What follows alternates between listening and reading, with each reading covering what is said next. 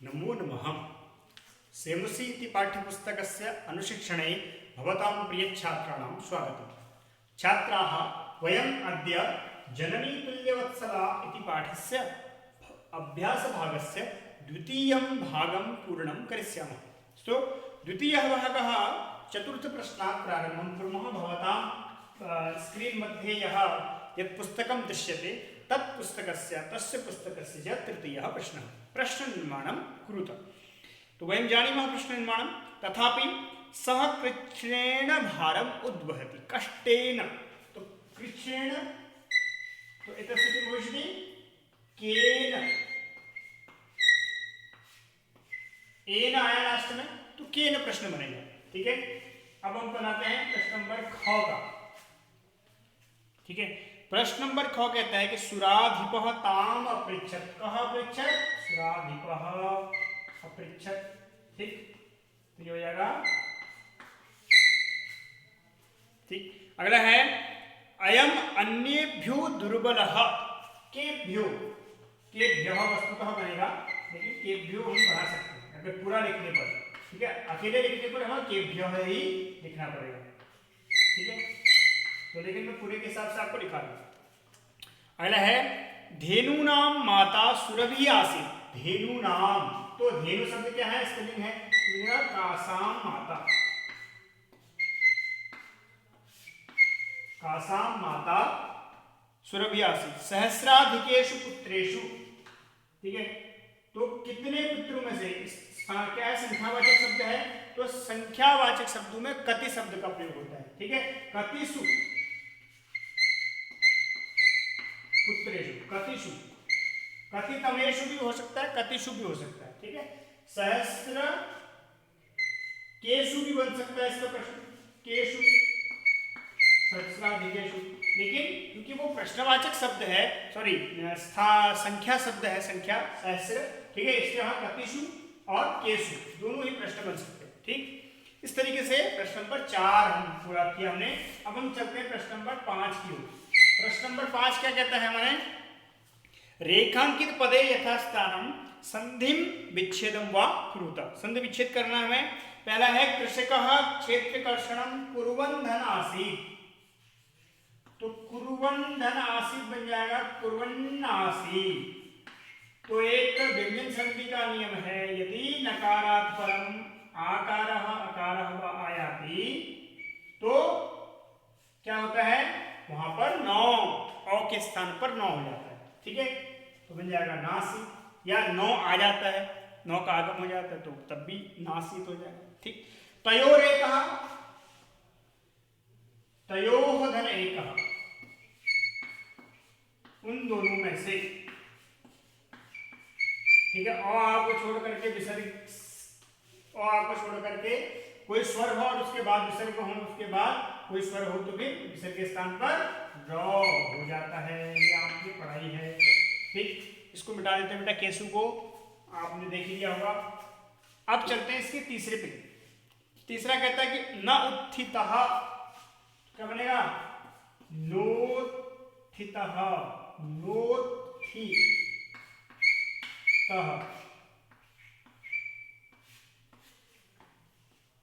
ठीक, ये तीसरा हो गया। अब चौथा, तो चौथा क्या है कि सत्सु अपि,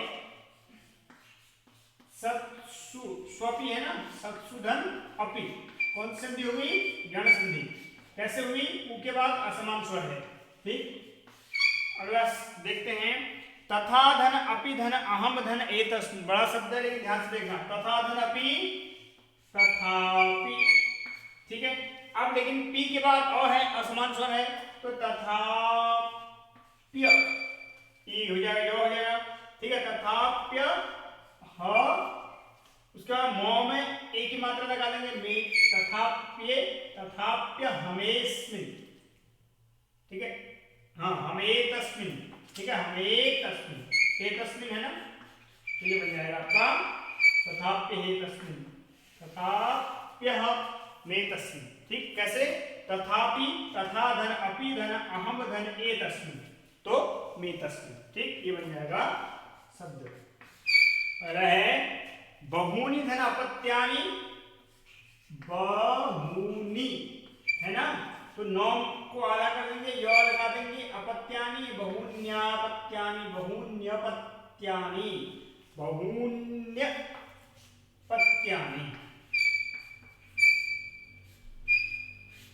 समझ में आ रहा है बेटा कैसे हो रहा है? नौ बहूनि था, उस नी में जो ई था उसको इस तरह हमने य कर दिया, अपत्यानि का ओ इस य मिल गया तो य पूरा हो गया, नौ आधा बच गया अपने आप ही। ठीक है, बहून्यपत्यानि।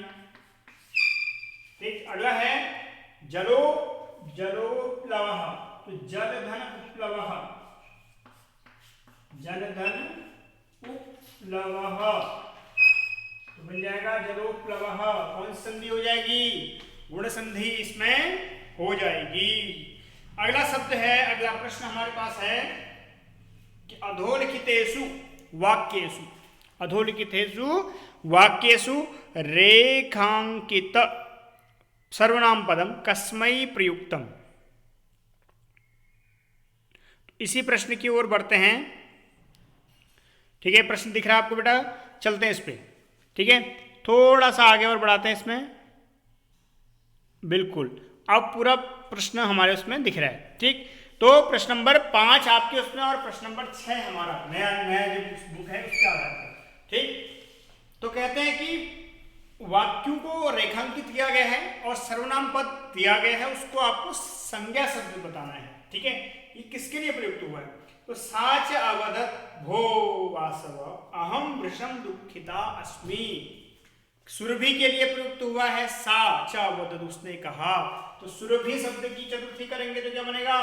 सुरभि, सुरभि है मति, मत्यै, मतये, मत्यै च दोनों ही बनते हैं, तो बनेंगे सुरभि, सुरभि मति, तो मत्यै सुरभ्यै, अथवा दोनों शब्द बन जाएंगे तो क्या बनेगा?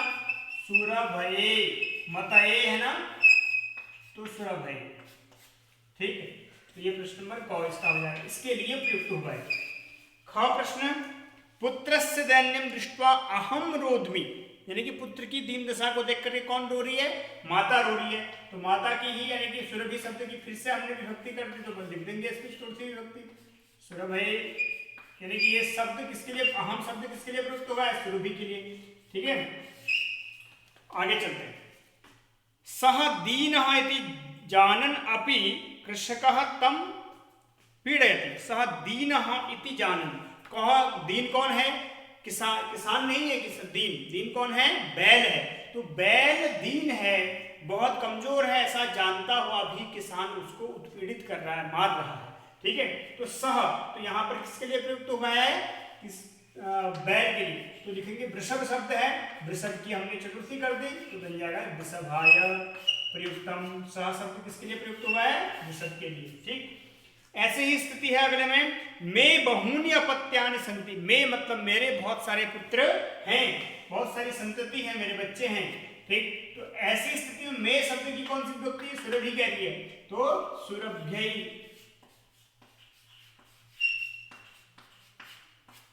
ठीक है, तो ये बन जाएगा चतुर्थी होगी इसकी भी। अगला है सहजताम एवं असांत्वयत्, देखिए उसने इस प्रकार से उनको सांत्वना दी। किसने दी थी सांत्वना? इंद्र ने दी थी, तो इंद्र शब्द की हमने चतुर्थी कर देंगे, तो इंद्राय, इंद्र शब्द क्योंकि आकारांत शब्द है। ठीक है, अंतिम है सहस्रेषु पुत्रेषु सत्स्वपि तव अस्मिन् प्रीति ही अस्ति, यानी कि हजारों पुत्र होने की वजह से कारण भी तुम्हारे इसी पुत्र पर इतनी प्रीति क्यों है? किसने कहा था? इंद्र ने कहा था, लेकिन तव मतलब तुम्हारी, तुम्हारी किसकी? माता की।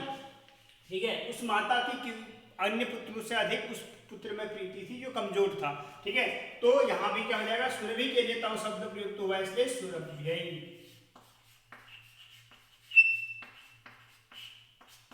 ठीक है, तो इस प्रकार से प्रश्न नंबर 6 भी पूरा हुआ। अब हम चलते हैं विशेष से विशेषण वाला प्रश्न। ये भी हमारे पाठ्यक्रम से संबंधित है, कई बार पूछा गया है और ये चैप्टर आप मान के चलिए बहुत इंपॉर्टेंट है। विशेष विशेषण भी इसमें से पूछे गए थे 2 पिछली बार, तो इसलिए इस चैप्टर को आप विशेष तौर पर देख लीजिएगा। ठीक है, इसके प्रश्न निर्माण भी पूछे थे। ठीक है, और ये वाला प्रश्न तो पूछा नहीं जाता, लेकिन ये जो प्रश्न आप दिखा रहा हूँ आपको, लास्ट प्रश्न, ये इंपॉर्टेंट है। ठीक है, इस वाले प्रश्न में इससे पूछ सकता है, जैसे अगर आपके पास गद्यांश ये वाला आ गया तो इस प्रकार के प्रश्न पूछ सकता है कि ये सर्वनाम पद किसके लिए प्रयुक्त हुआ है। ठीक, तो अंतिम प्रश्न पर चलते हैं, विशेष्य और विशेषण। ठीक है, तो क स्तंभे विशेषण पदम, तो पहले हम लिख लेते हैं विशेषण और उसके बाद लिख लेते हैं विशेष्यम।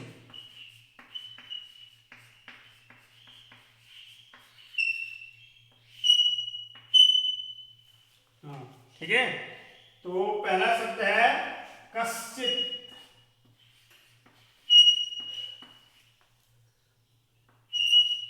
ठीक, तो कश्चित कृषि वाला या कृषकः। ठीक है, कश्चित कृषि वाला या कृषकः, कश्चित कृषकः, शायद हमारे उसमें कृषि वाला की जगह कृषकः शब्द प्रयुक्त हुआ है, तो हम कृषकः ही लिखेंगे, कश्चित कृषकः। तो कश्चित शब्द उसका क्या हो गया, कोई, इसका विशेषण हो गया। ठीक है, विशेष्य कृषाण, कोई उसका विशेषण। ठीक, अगला पद है दुर्बलम। दुर्बल मतलब कमजोर, दुर्बलम वृषभम। वृषभम ही है ना शब्द, हाँ वृषभम। तो यहां पर वृषभम शब्द का विशेषण शब्द हो गया, ये हो गया संज्ञा, ये हो गया आपका विशेषण। ठीक है, कैसा बैल कैसा है, दुर्बल है। ठीक है, किसान क्या है, कोई किसान है, तो इसलिए कश्चित शब्द उसका विशेषण हो गया। क्रुद्धः, क्रोधी, क्रोधित है कौन, इस दुर्बल पशु को देख करके कौन है, कृषि वाला, ये किसान है जो बहुत क्रोधित हो रहा है। ठीक है बेटा, ये उसका कृषि वाला का क्रुद्ध उसका विशेषण हो गया। अगला है सहस्राधिकेषु, हजारों में से, सहस्राधिकेषु, हजारों में से, हजारों पुत्रों में से, तो हजारों ये हो गया शब्द। यहाँ पर बिल्कुल सप्तमी का सूचक कौन सा है, पुत्रेषु, तो हजारों पुत्रों में से। तो पुत्रेषु, एक चीज इसको पहचानने का नियम यह है कि दोनों की विभक्तियां समान होती हैं। क्रुद्धः कृषिबलः, दुर्बलम वृषभम, कश्चित् कृषकः, सहस्राधिकेषु पुत्रेषु, दोनों की विभक्ति, वचन, लिंग सब कुछ समान होता है। ठीक है, अभ्यधिका, अत्यधिका, अभ्यधिका, दोनों ही समान शब्द हैं, तो इसका क्या बन जाएगा, कृपा, यानी कि इस पुत्र पर ऐसी कृपा क्यों कहा था उसने, तो कृपा शब्द होता है। विस्मितः, विस्मितः मतलब आश्चर्य में पड़ा हुआ, उसकी उस एक पुत्र पर की गई कृपा को देख करके आश्चर्य में पड़ा हुआ कौन, आखंडलः। आखंडलः यहाँ पर शब्द कहीं न कहीं वासव यानी कि इंद्र के लिए प्रयुक्त हुआ है। क्या आखंडलः। अगला है लास्ट तुल्यवत्सला, तो तुल्यवत्सला जननी, जननी तुल्यवत्सला हमारे चैप्टर का नाम है।